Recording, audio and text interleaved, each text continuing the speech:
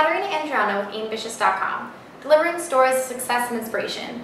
We're joined today by John Keegan, a New York dating coach who is helping others to fulfill their lives by having sustainable relationships.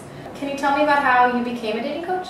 Yeah, it's an interesting story. I originally came to New York about 8 or 9 years ago, and it was really for the purpose of acting. So I came here and I had already studied acting where I'm from in Philadelphia, and I came here to do more. And then I did a lot of off-Broadway and off-Broadway and way off-Broadway, some stuff down in the East River. And, so I did a lot of plays and a little bit of commercials and film and stuff. And along the way I'd always done sales jobs and things like that. Yeah. My dream was that I would create a great acting career. But I never really liked all the sales jobs I was doing, other than that they afforded me money and time. And I didn't feel inspired in any way, other than that I was living on my acting dream. And in those times I always had an interest in metaphysical matters, Zen type things, or spiritual matters. And I would read books over and over again, like The Power of Now, or Law of Attraction books, or just anything that kind of helped you self-improve.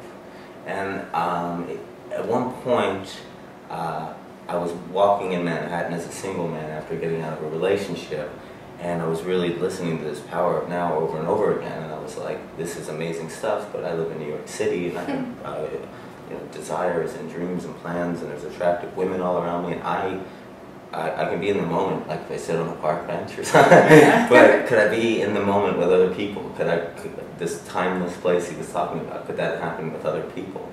And I really wanted to find out, so everything from the commercial exchange of buying this tea to interacting with a woman who was a stranger, to initiating a conversation and connecting with her in like a meaningful way. Yeah. So I kind of set out for my metaphysical desires to be a better person, and also my man desires, if you will, to meet women. Yeah. And so I went out and I began on my own, just making little small assignments, like I'm going to initiate 5 conversations with women today, just to initiate them, like, and usually it would be like asking for directions somewhere, or giving a compliment on something she was wearing. And my goal was to follow a Zen-like process, where that was all that I wanted. I didn't want anything else other than the goal that I set for myself, to initiate a conversation with a woman in places I never would before, like on a street corner, or on a train, or in a supermarket, or in a bookstore, all the little places I would be. So you feel that this is the right job for you? Yeah, this I have a sincere desire to serve other people, work for myself, and put all my thoughts and ideas into the world, in a way that impacts others really meaningfully. And over the last 3 years, I've worked with hundreds of men, probably about 20 women so far, and I have made real differences in their lives. And every single person's different, so I only work one-on-one with people. And I learned so much about humanity, about myself, and about the absolute possibility to transform. I see it time and time again from someone who's really outgoing but still can't connect with people. Maybe they're too funny and they're not really, or they're just seeking approval through humor, or someone who's so introverted and shy, works behind a desk all day, and bringing them out and being able to connect with people. It really changes their whole self-esteem, puts them in the dating world, and heads them on a path of being in a great relationship, because everything I work on is their inner state, their beliefs, their values. And we go back to that time and time again, so when you're talking to someone, you're actually connecting on these things. So your motto is, the awakened lifestyle. Yes. Do you live that lifestyle, and how do you live it? Yeah, well, I do my best to live it, right?